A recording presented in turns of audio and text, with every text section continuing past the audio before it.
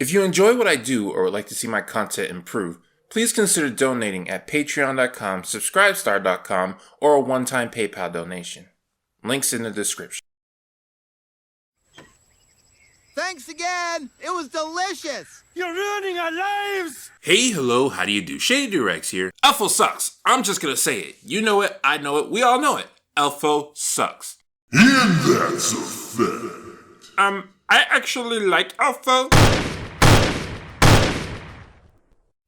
Anyone else feel like committing blasphemy on my channel? Didn't think so. Welcome back to Dissecting Disenchantment, the series where we look at the first season of Disenchantment and explore why it didn't work out so well. Last time we talked about Lucy and how, while he was a very likable character, focusing on that aspect about him wasted his potential on how he could have amplified Bean's character, or at the very least his own. While Lucy is a main character, his current role to the story is mostly supportive. Thus, while he could have been something more, how he affects the story isn't that bad. However, we cannot say the same thing for the abomination that is Elfo. Elfo is the show's deuteragonist, and thus any errors done to his character are felt much more than those done to Lucy's. But what is it about Elfo that makes him so... Is it his stupid voice? His stupid face? The stupid way he says... Hi, I'm Elfo. Yes, but there is one problem that rises above the rest.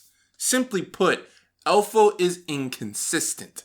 He's whatever the plot needs him to be when it needs him to be it. Thus, he feels like nothing at all. There are lots of examples of this, but let's start by comparing Elfwood Elfo to Dreamland Elfo. Elfwood Elfo is a ladies' man who has no trouble going after the person he's interested in.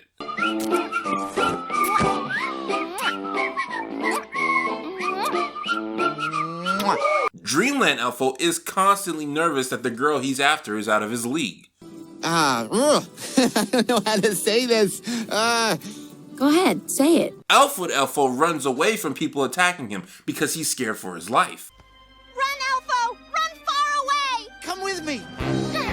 Dreamland Elfo runs towards people attacking him because he can't recognize aggression. Hi, I'm Elfo, and you are... Busy. We're at war here. What's war?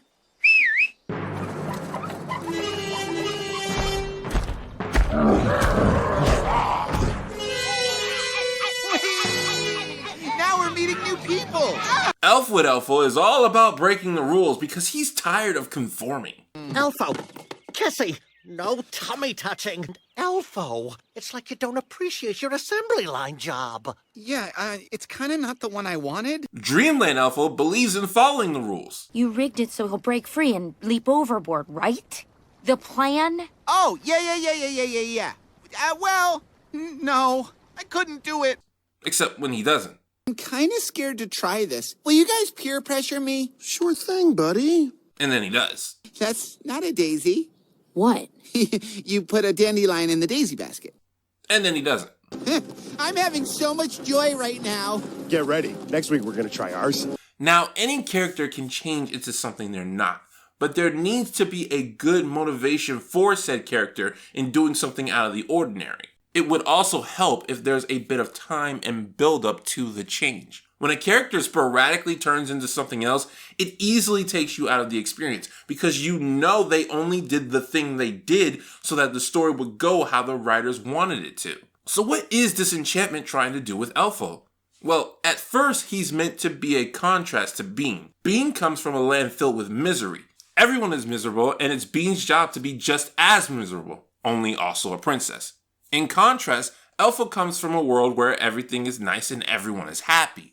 It's jarring to the other elves when Elfo proclaims that he doesn't like being happy all the time. It does get confusing, however, because the show constantly switches from happy meaning happy to happy meaning content. The point, however, is that even though Bean and Elfo come from different places, they both fundamentally want the same thing: to not conform and to do something different than what is expected of them.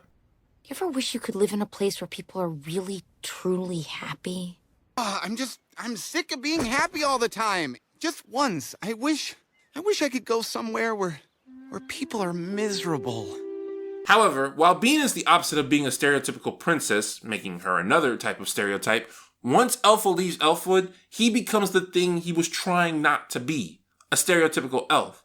This completely destroys the point his character started out with. I get what the show was trying to do, show that the environment plays a role on how you're viewed, but that doesn't work when the character themselves just blatantly act different. Another reason for this shift is that Elfo's naivety is needed for comedy.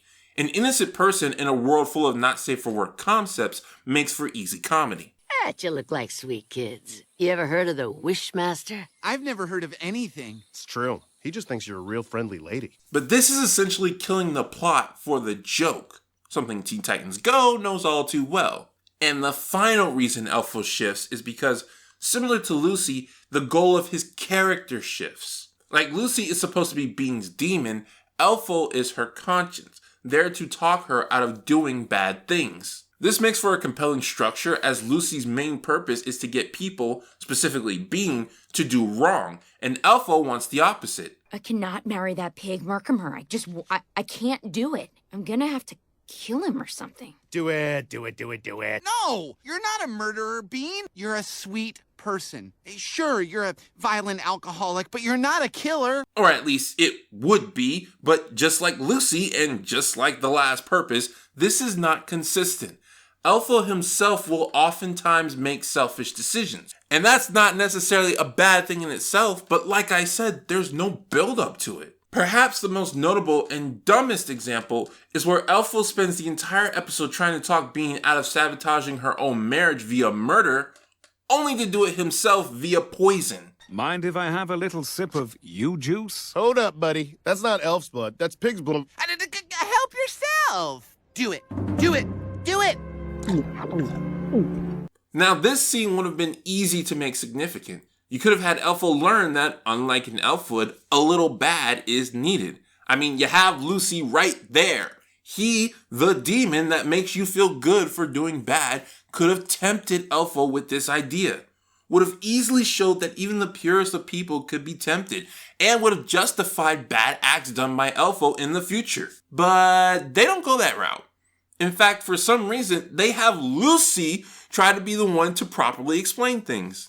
All in all, Elfo keeps changing how he acts in situations, and it's so blatantly done just to make a joke work or to make the plot go in a certain direction. It's the most jarring problem of the first 6, and makes it near impossible for anyone who notices to get immersed.